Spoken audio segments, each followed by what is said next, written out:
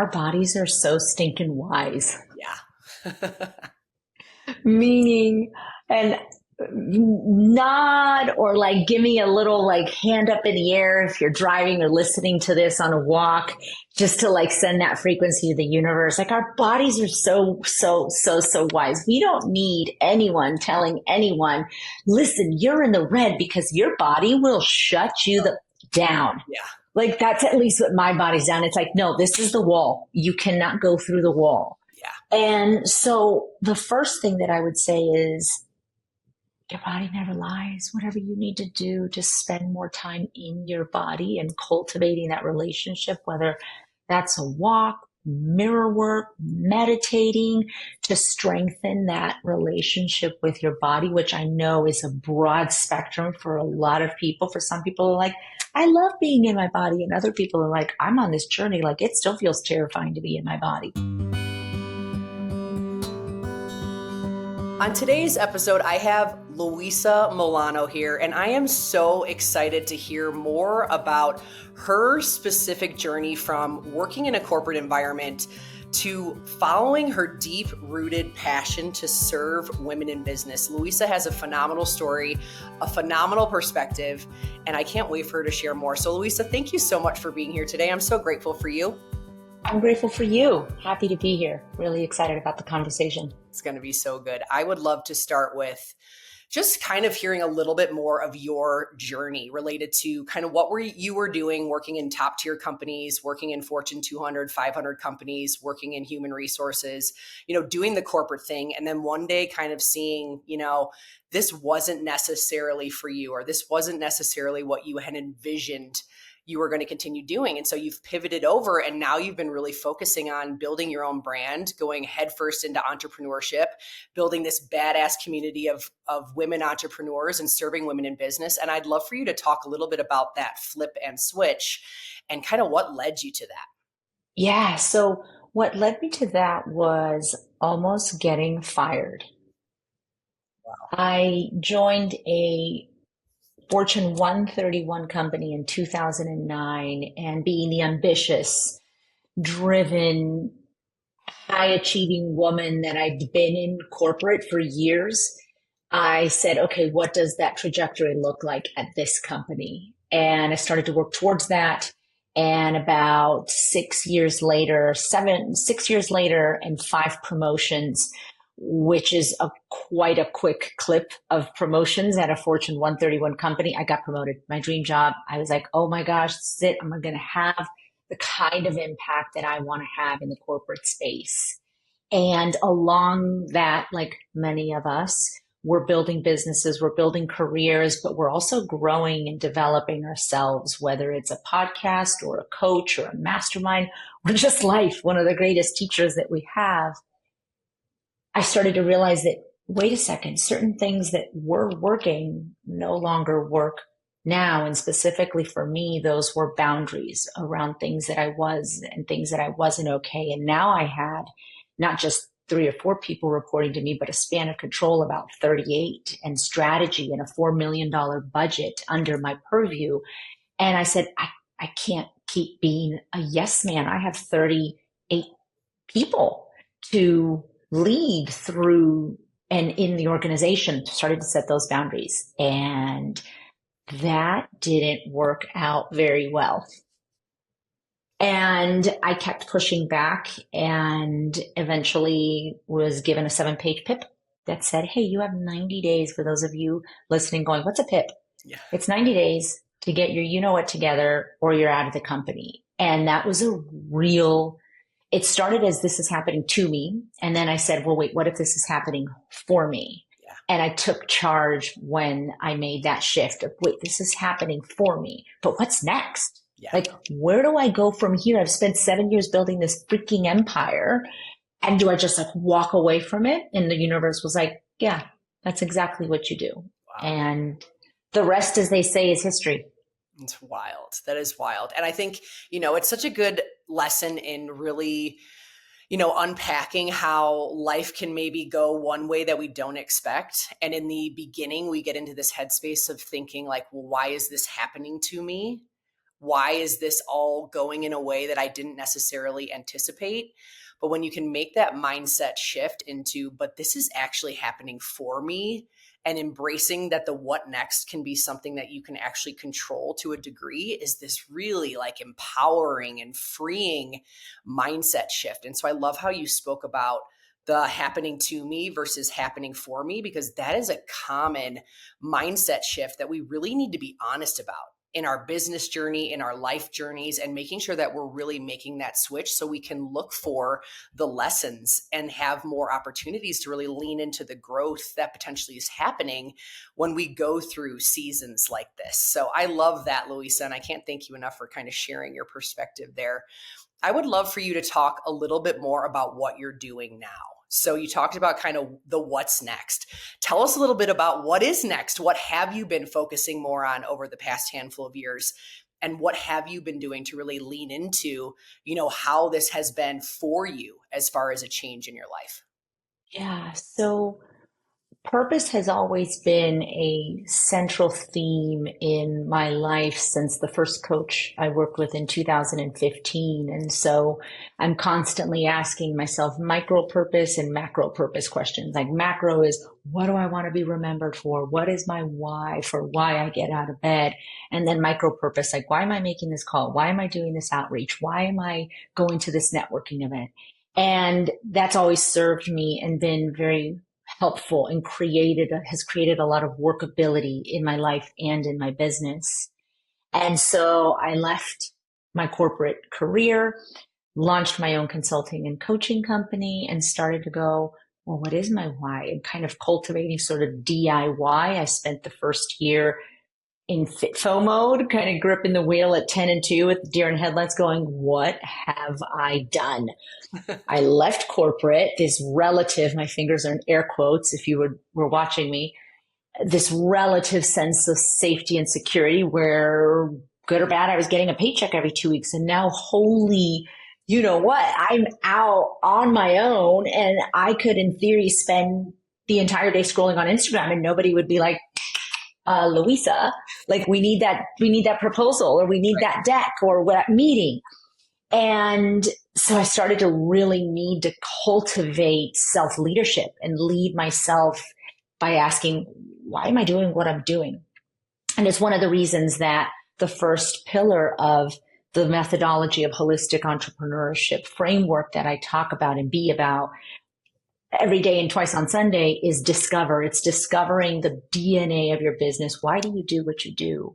And I did that for a few years and it was actually really lucrative and really fun to have a 70% consulting practice, 30% coaching practice. Because telling people what to do when you've got a track record of success in corporate and a skill set and expertise that you've developed is pretty lucrative. Like I almost broke 6 figures in my first year of business. Yeah.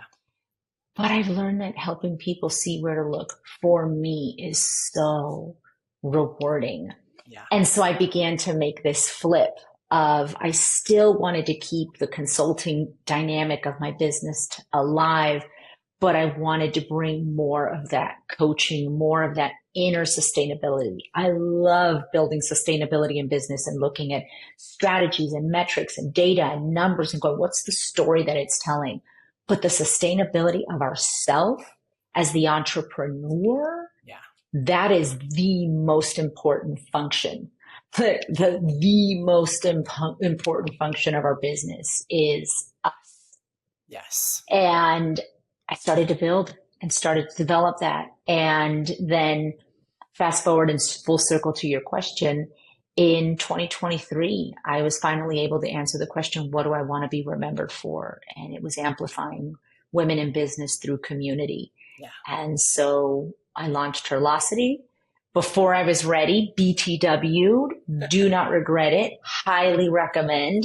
That journey looks unique for everyone, but like I went, all right, let's do this. I had a big talk and I said, we're going to do this. We're going to launch Herlocity. It really should be, again, fingers in air quotes, launching in 4 months. But I had the opportunity to bring it to life. I did. And now we're almost a couple hundred members strong and women in there are going, I don't have to choose between success and my well-being. I can have my cake and eat it too in business and make good money while I'm at it. It's so fantastic. And the term that I love the most that you use is holistic entrepreneurship. And that is the thing that I keep personally kind of rehashing in my mind, thinking through what does that even look like for someone like me who's an entrepreneur, who's a mom of four, who wants to make sure that I'm always nurturing my well-being alongside making the impact that I feel called to do.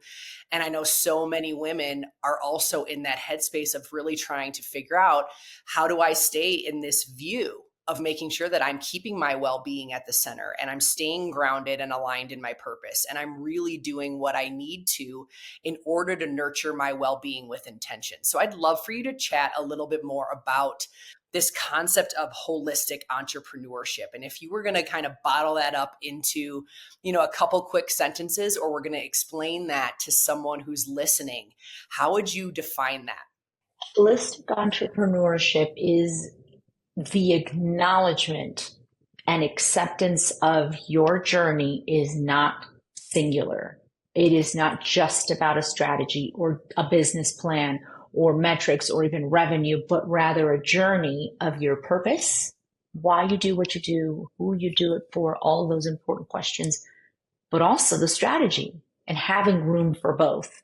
The smart business decisions, the action, which is where rubber meets the road, and then personal development. Who are you becoming or unbecoming along the way to build a smart business that's sustainable and that can be scalable? Yes, absolutely. And I know one of the things we also talked about were in relation to the women that I serve, and just kind of you and I relating also on a personal level, was this concept of also thinking about us as women and our biological needs and how we have to be looking at ourselves as a whole person, right? Not only striving for goals and building a business, but also like, what do we individually potentially need, and how do we pay attention to those psychological and physiological needs in order to really continue to maintain that sense of being a holistic entrepreneur. So I'd love for you to maybe speak on that a little bit, Luisa, and talk about maybe lessons that you've learned along your journey in relation to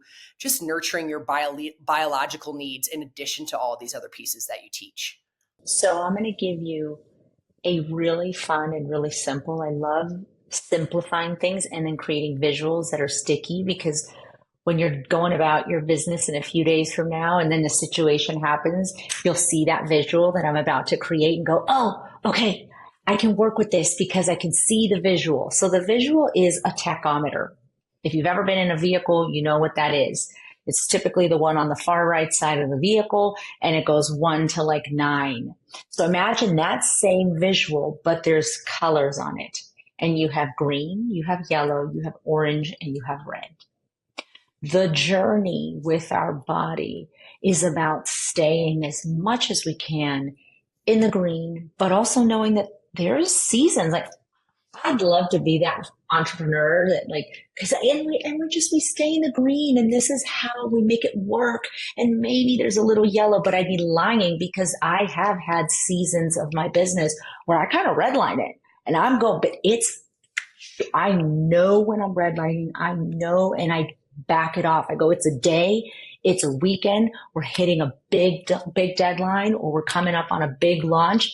And then I go, how can I support myself physically, energetically, emotionally, mentally to come back from that? Whether that's clearing out a weekend, going to a spa, doing a cold plunge.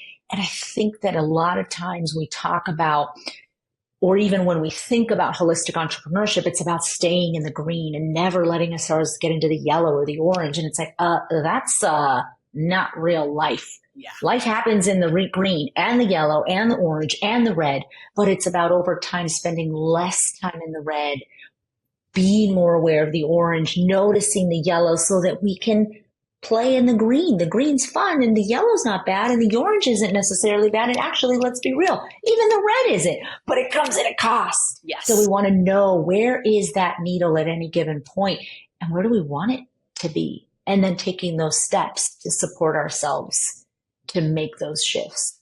Yes, to make those shifts. And you spoke a little bit about when you're maybe functioning in a higher stress season, right? Or that red zone more often. Talk a little bit about like what are the practices that you personally utilize to nurture your way out of that kind of season, because you know you need to kind of get back into the balance of more yellow green? Or what would you encourage someone that comes into your community or that you work with to also pay attention to in order to nurture that kind of switch as well? So what immediately comes up is our bodies are so stinking wise. Yeah. Meaning, and nod or like give me a little like hand up in the air if you're driving or listening to this on a walk, just to like send that frequency to the universe. Like our bodies are so wise. We don't need anyone telling anyone, listen, you're in the red, because your body will shut you down. Yeah. Like that's at least what my body's done. It's like, no, this is the wall. You cannot go through the wall. Yeah. And so the first thing that I would say is your body never lies. Whatever you need to do to spend more time in your body and cultivating that relationship, whether that's a walk, mirror work, meditating, to strengthen that relationship with your body, which I know is a broad spectrum for a lot of people. For some people are like, I love being in my body. And other people are like, I'm on this journey. Like it still feels terrifying to be in my body. So whatever that looks like, whatever that edge of workability for you, lean into that, because when you start to get those signals from your body, it's just a matter of be brave enough to go stop in the conversation, in the situation, in the season of life, and taking a step back and going, okay, whoa, my body is saying no to this person, to this environment, to this situation, and then dropping into that self-trust to go, what does my body want to know? Yeah. What is it wanting to tell me about this that doesn't really feel workable? Maybe my brain is like, no, go, double down, team, alpha team, go. But your body's going, wait, time out, homie. Yeah. And when we can slow down and drop in, I find that the silence has a lot to say. Yeah.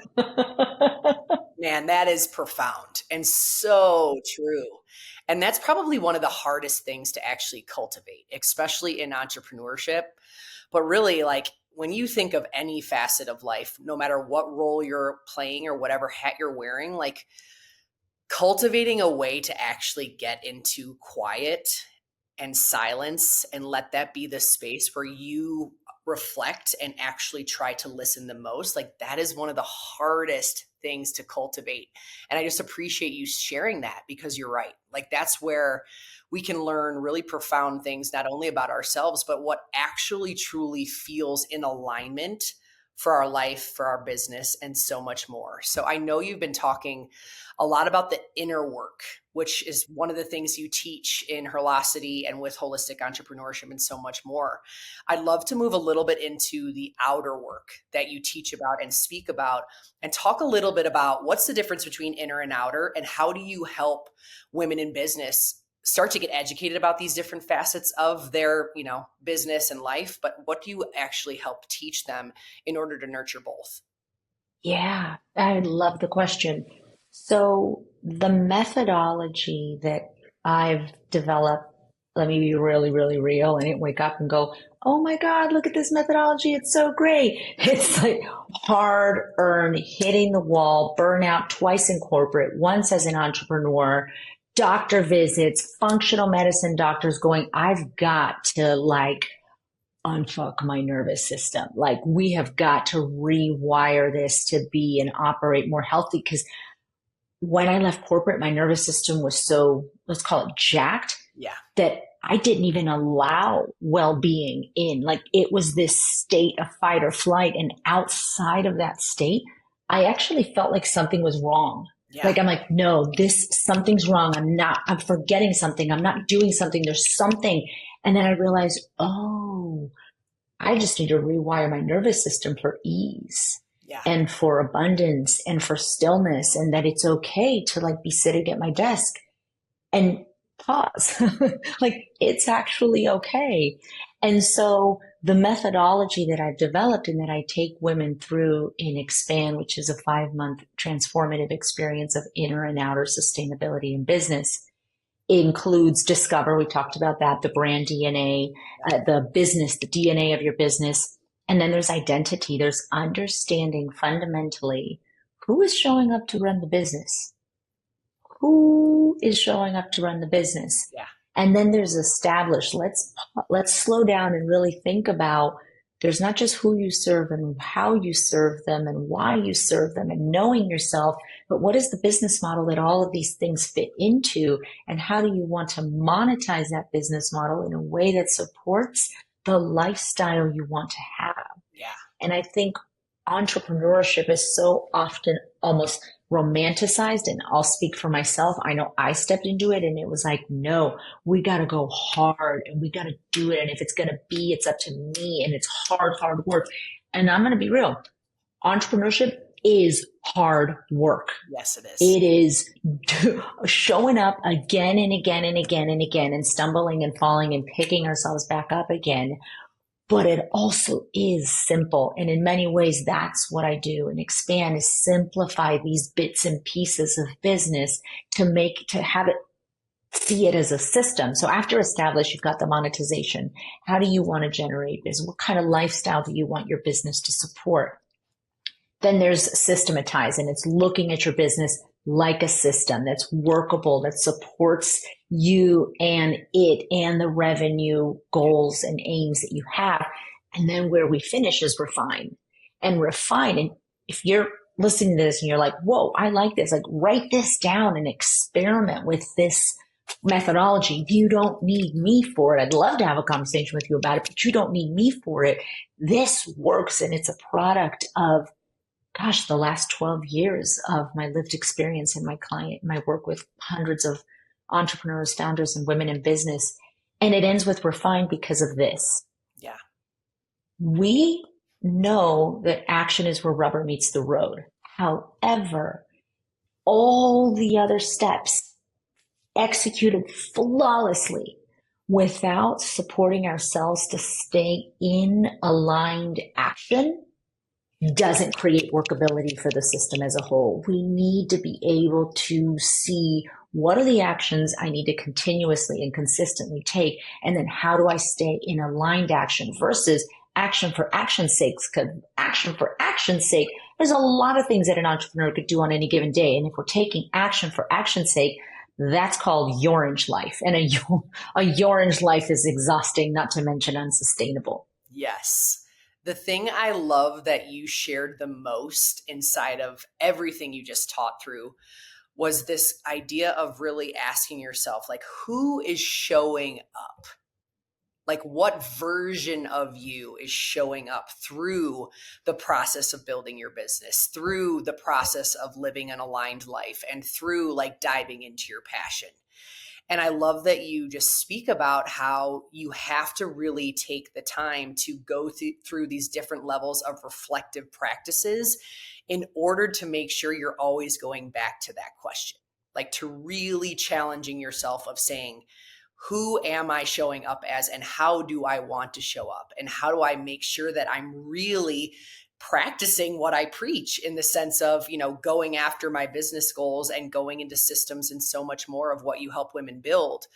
But like you said, it has to be in a way that feels sustainable. It has to be in a way where we're not leading down the road to burnout. And entrepreneurship, like you said, can be so challenging on that specific role and mindset because we are doing a lot of things in the beginning on our own. We are failing forward and figuring out a lot along the way. And so figuring out also the importance of nurturing your own well-being inside of that is crucial for the longevity of business. And so I just appreciate you breaking that down and talking about how you teach entrepreneurs through this methodology, because women in business need to hear this. Women in business need to be led and guided towards this idea of you have full permission to step into who you're called to be. You have full permission to have the life and the business that you desire. At the same time, you also need to be making sure that you're taking care of yourself, and how much that really, truly matters for staying in aligned energy for how you're called to serve. Luisa, I'd love for you to talk a little bit about entrepreneurship more. We talked about how hard it is. The other side is how isolating and overwhelming it can feel. And I know for so many women, this can become a really hard mindset game. And it can be one of the things that becomes a struggle and starts to suck the joy out and starts to lead you into this level of burnout. So I'd love for you to share a little bit more about, what advice would you give to a woman in business who's maybe struggling with the overwhelm or the isolation and doesn't know where to turn or how to move through that? Yeah. So I have learned that isolation is self-imposed and it's real, but it's not true. Yeah. Right? If we slow that down, the distinction there, it's real that I feel at times isolated, but it is not true that I am isolated because at any given moment, and as you were talking, I literally wrote down a word on a sticky note that reminded me I've been wanting to get out and attend an event, but I haven't. And so if I say that I want something, because we know what we want what we want, we know what we want, we just sometimes let other things become a priority over the thing that really matters. Yeah. And sometimes working in our business takes a priority over working on our business. And so I wrote this word down to remind me to get out there. I'm in Phoenix for 2 months. Attend an event. Literally, I know of a community of female entrepreneurs here. I'm 4 clicks away from looking at their calendar, RSVPing, and putting it on the calendar and going, once a month, I'm going to go to some in-person event. No matter where you are, I'm sure within a short driving distance or even virtually, there's a place to take yourself out of isolation. There's almost 8 billion people on the planet. Isolation is self-imposed, but we have to want to connect. And I don't think it's for everyone. So there's sort of 2 ways to look at it. Just do the thing, do the Google search, sign up for the event, virtual or in person, and just put yourself out there and take a big breath, remember who you are, and then show up, or just maybe consider the fact that isolation is really just, I don't want to. Yeah. I don't feel in this season of life to be called to attend in-person events, do that, this or the other thing. Maybe you're in a winter or a fall season of your business where there's cultivating and exploring and looking and you don't want to. And maybe that's okay. So that's really the advice is notice if there's a gotta or an ought or a must or a should behind it, and then take a step back and go, and if you do want to, if you wanna, then go. Yeah. And if you don't, maybe it's just give yourself the permission to not feel the need to have to network because you're an entrepreneur, so you've got to network. I'm like, do we gotta do anything? Yeah. Maybe pay taxes. Even that, we don't gotta. A lot of people don't, but it catches up. It does catch up. Yes, it does catch up. I love that. Just that self-awareness piece. And that's it. I feel like a lot of what you're sharing in this whole concept of holistic entrepreneurship is just self-awareness and really being able to take that pause and check in with yourself and really figure out what do you need or maybe what don't you need anymore, what isn't serving you anymore, and really helping women kind of practice that discernment between what really serves them as they're building business and as they're trying to figure out stepping into their passions and stepping into their purpose. I know one of the things you share, Luisa, is just how powerful and empowering it can feel when you are aligning your passion and your purpose with your work. And so I'd love for you to share a little bit about your personal experience with that alignment, but also just what you continue to talk to women in Herlocity and beyond in relation to alignment and just how powerful that can be too. Sometimes alignment can be proactive, and sometimes alignment ends up being reactive. And what I mean by that is, okay, what does the very self-actualized approach, what does alignment look like? How do I know when I'm in alignment with myself? How do I know when I'm in alignment in my business or with others? And then there's holy, you know what? I'm in the orange. It hasn't been a orange day. It's been a orange week. And if I continue oranging, I'm going to start the next week red. And maybe you have kids or family or an event and you're like, I can't slow down. And so then we kind of sort of feel the pressure of being in the orange as it's trending to red. And we go, this isn't sustainable. Like something's got to stop. Something has to, like, I've got to slow it down. And so then it's reactive. And honestly, living both throughout my journey, neither is better. Right. It's like you have the awareness, whether it's proactive or reactive, your body at some point, whether you see the wall coming up and you stop within a few inches, or whether you hit it going 25 miles an hour, or whether you hit it going at 45 miles an hour, we are resilient AF as humans. And if we crash and we go, okay, whoa, wake up call, which is what I did at my first burnout as an entrepreneur. I went, okay, fundamentally, I cannot continue this way. I've hit burnout twice in corporate, once as an entrepreneur where I thought I'm going to be the master of my time and entrepreneurship is the ultimate expression of freedom and purpose. And then I'm like, womp, womp, womp. I've just hit burnout. WTF. Yeah. But it was from that moment that I was able to put some of the practices that are in place to this day that support me with noticing when I'm starting to trend toward the yellow, toward the orange, toward the red, and then let my foot off the gas. And sometimes in business, it's about acceleration, and sometimes it's about deceleration. And knowing that, choosing that, and then being okay with the experience of, okay, I'm over here or I'm over here, creates so much workability. Why? Because there's no self-judgment. Yeah. You're not going, oh my God, here I go again, another orange day, which doesn't do anything. We can't shame, right, friends, or hate or criticize ourselves to being better entrepreneurs. We cannot. I know that because I've been there, done that, got the t-shirt and the mug. It doesn't work. It does. Take it from your girl. I mean, you're so right. And I think the thing that I love the most, Luisa, is this is so applicable, obviously, to entrepreneurship, women in business, but this is applicable to all of us in so many different hats that we wear, because we cannot shame ourselves into change, right? We can only love ourselves as we evolve over time.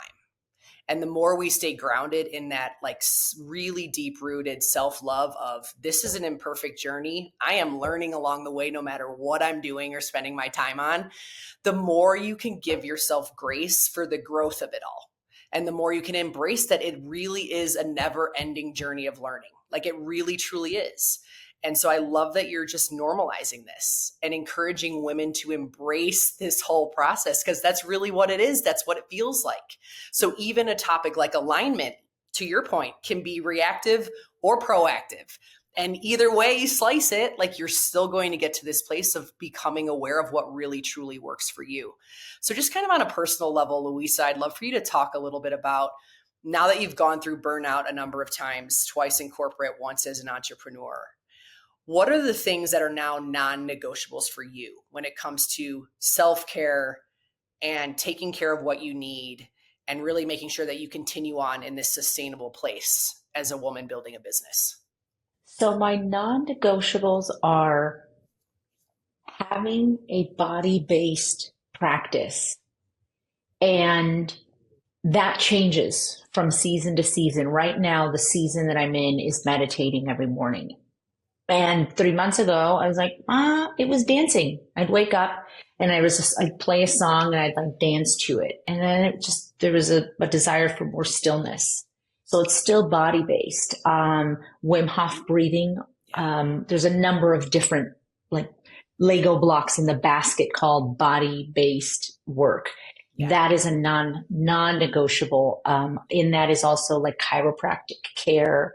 In that is also cold plunges or cryotherapy, saunas, like things that connect me and drop me into my body. Yeah. Absolutely non-negotiable. Interestingly enough, the other non-negotiable is my diet and exercise. Yeah. I do not and have not budged from that since my sophomore year of high school. Well, the fitness, not the diet. That came online as a non-negotiable much later, many years after high school. Yeah, it's waking up and exercising my body and that fitness component. I run and I strength train. Those are my two. Sometimes I bike ride when my husband and I are living in Denver. I hop on a bike and I'll like just tool around the city. The other non-negotiable is my diet and being mindful. I'm not a fan of being dogmatic. If that works for you, and it's always must have to, never, good for you. If that works, keep doing that. I'm not knocking that. But for me, what's workable is what feels aligned to me. What's workable? My mom got married last weekend and I'm in a season of alcohol and I are kind of like, it's complicated. I maybe have a glass of wine and that's it. And sometimes I have a little more. Maybe in summer, I tend to do a couple more cocktails like on the weekends. But right now, there's not a whole lot of it. But I went to my mom's wedding in Temecula last weekend and I had like 4 glasses of champagne throughout the whole night. It was amazing. I felt it Sunday morning, but I was like, I'm going to do this and I'm going to enjoy. That felt workable. It felt in alignment with how I wanted to show up for myself and how I wanted to show up and enjoy the event. Yeah. And so that's another non-negotiable is my diet, my fitness. I meal prep. I love meal prep. Yeah. I think I feel so much better.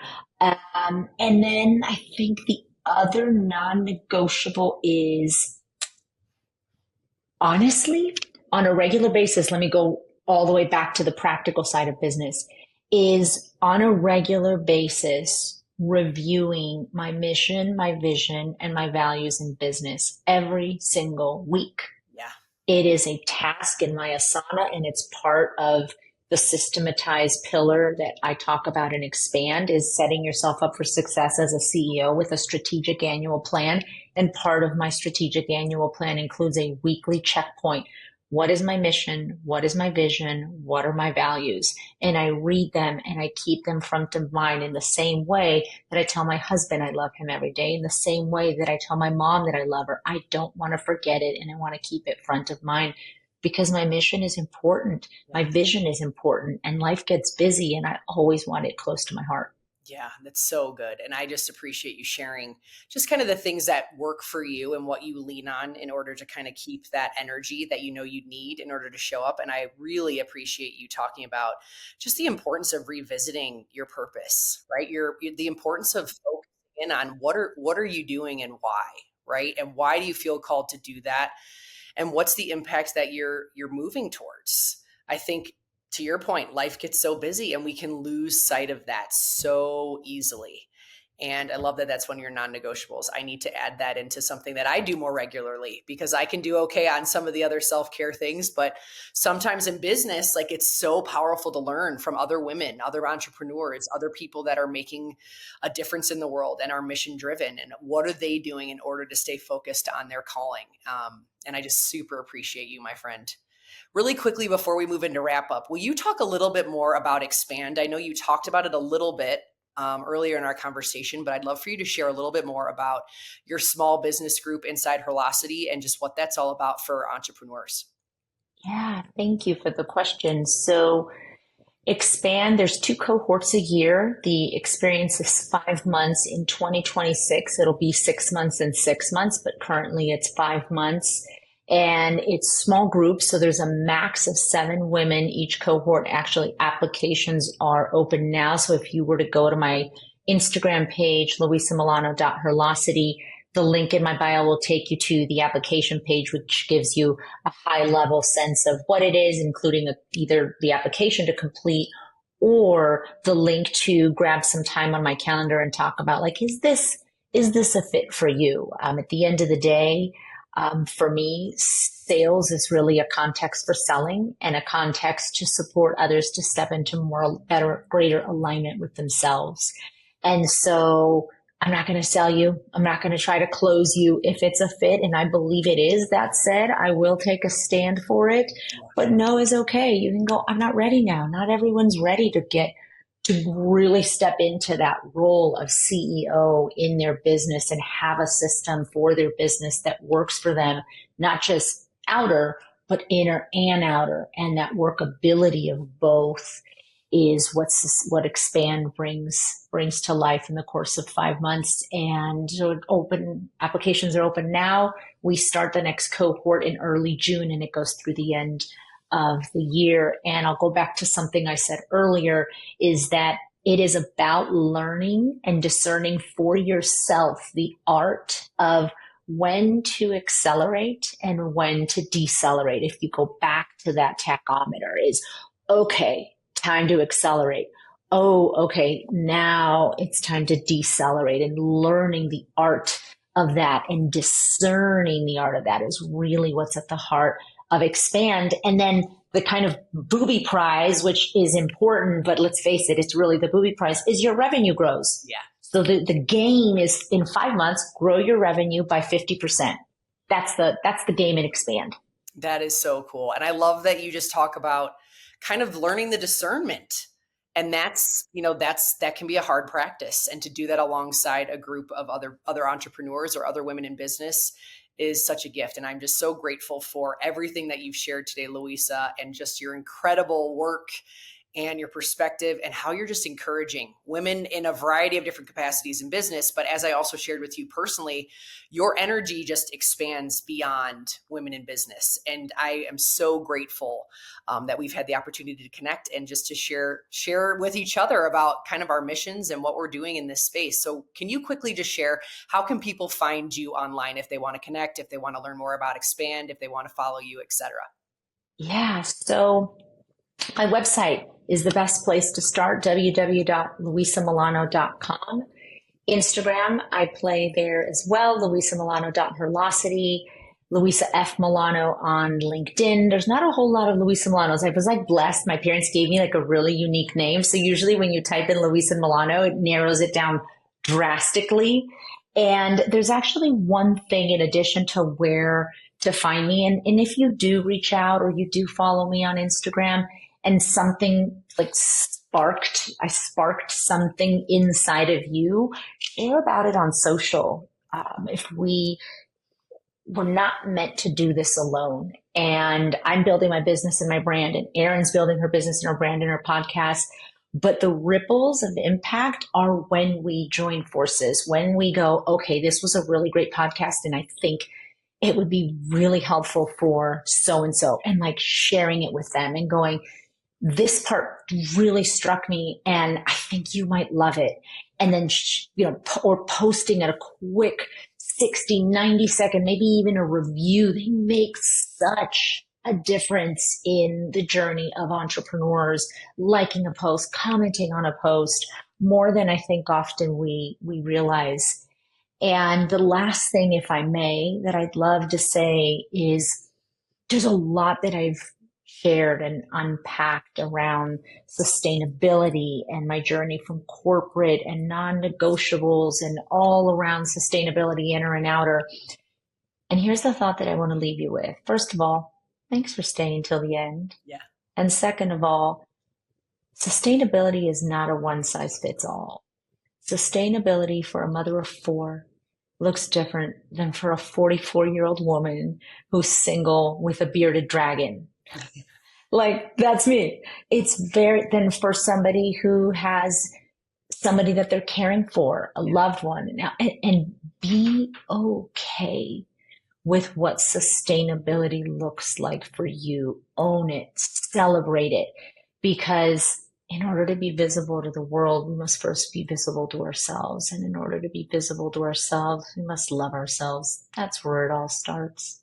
That's where it all starts. Luisa, I'm so grateful for that little nugget of just inspiration and that permission, right? We've talked about it a couple of times, like that permission to just own who you are and where your heart is at and what you're doing to serve and what feels sustainable to you. So powerful, my friend. We will have everything linked in the show notes so you can connect with Luisa anytime to learn more about her program Expand, her community group, her Herlocity, and so much more. Thank you so much, Luisa, for your time today. So grateful for you. Happy to be here. Thanks for having me. Sure thing. Take care. Thank you so much for tuning in to today's episode. I know balancing time and energy can be a challenge, and I'm so proud of you for listening in and investing in your wellness journey. I feel incredibly grateful to connect with you and for the opportunity to share more knowledge, stories, and encouragement related to all things wellness. I would love to hear how this podcast has served you. If you enjoyed today's episode, please subscribe and leave a review on either iTunes or Spotify. Your support truly means the world to me and helps me reach more women just like you and me who are looking to transform their health from the inside out. Plus, when you share this episode with a friend, we invite more women in to learn alongside us. What a gift. Remember, knowledge is power, and the more we know, the better we can do. For ourselves, for our families, and our future. Well done on taking the step towards a healthier, happier you. Until next week, stay empowered and stay well.